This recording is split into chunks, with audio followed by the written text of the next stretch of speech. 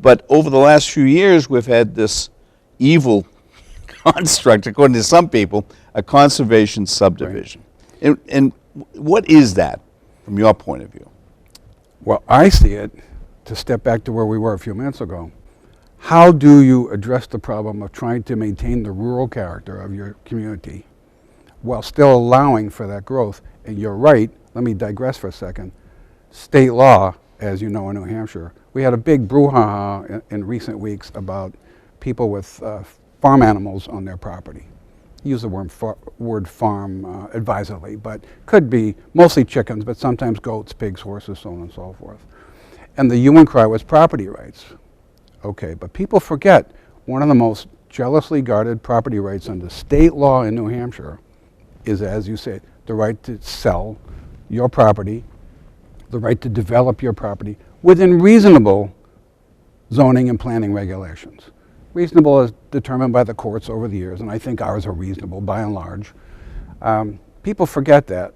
So given that people can, under New Hampshire state law, develop their property, and that the majority of people want to have the place maintain its rural character, what do you do?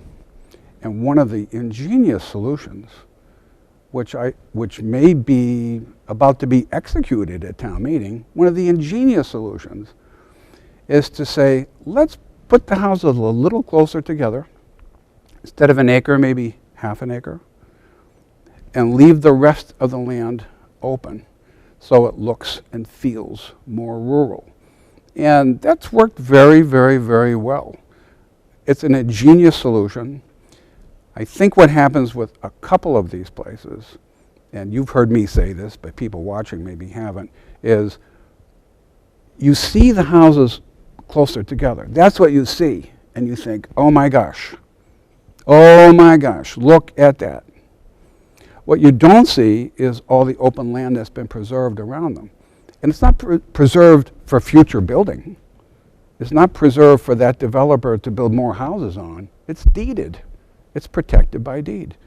So we have, I don't know how many conservation subdivisions, 5 or 6, don't hold me to the number. I think a couple of them are really good. A couple of others, I'd say not so. Nonetheless, when I say not so, I mean that you can see the cluster more than you can see the space. Nonetheless, they are an ingenious solution to the problem of how do we cope with this growth.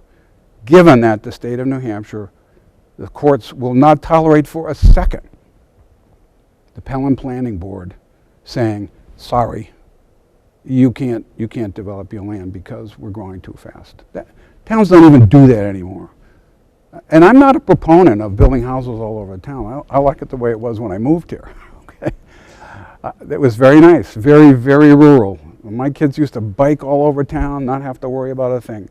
But the state law is going to protect, the courts are going to protect the right of that individual. So how do we cope with it? Conservation subdivisions are a great way to cope with it. A couple of things. My background was history, but I also got involved in urban history and zoning. That was my master's thesis in zoning. All right. And this idea of the term has changed, conservation subdivision, cluster zoning. That has changed over the years. Right. But the idea is just as you described. Put the house a little closer together and protect the open space we have. One of the hallmarks of that, though, is there should be no more houses being built Right. than if it was still one house, 1 acre. Right. That's one of the hallmarks. Now, I think a lot of people in town have gotten confused with some of the senior age-restricted housing in which there were bonuses given. They were able to build, the developer was able to put in more houses than otherwise because they were age-restricted.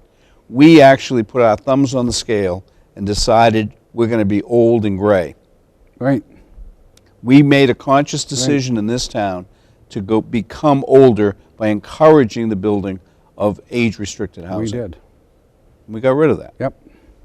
One of the first towns in the state to do that. Over 55 housing went first, and then over 62. Right. And a lot of people, when they drive by some of these senior or age-restricted housing, confuse that with the conservation subdivisions, and that's what they don't like. Right, and there's a rule of thumb, let me suggest to people. If you drive by and you don't see open space, it's not a conservation subdivision.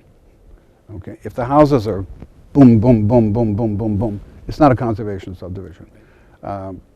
Conservation subdivision, the one off of Garland Drive up in that area, which I think everybody says is maybe one of the best they've ever seen.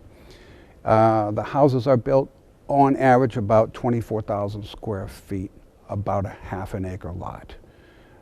So the subdivisions that you are talking about, the over 55s, they're not built on half acre lots. No. Not by any stretch, and everybody can figure that out by taking a look at them.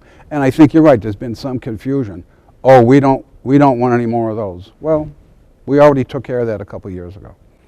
The Garland Drive, it's off of Courier, Right. I think is a terrific It's project. beautiful. As a realtor, sold houses. I know that company, the Green Company, who was both the marketing company as well as the construction company. I think they did a great job. Not that, I mean, it's not perfect. I know some folks up there have had some issues that have come to the zoning board, but by and large, you go through there, and then you see the field coming down the hill on Courier Drive, and you see that field, and you say, thank goodness that was protected and preserved. That's really what we think of, I think, what Pelham is all Yes. about. And the fastest disappearing habitat for wildlife in southern New Hampshire is open fields. Right. You know that. Yep. And so the fact that that's been preserved, and I'll throw a bouquet to the Conservation Commission, up off of Sherburne Road, there's been some open fields. Further back, you don't necessarily see them, especially in the summer from Sherburne Road. Those have been preserved. And I would like to see them do more of that. But the open fields are the first ones to get bought up for development. But yeah, it's terrific that that was able to be saved.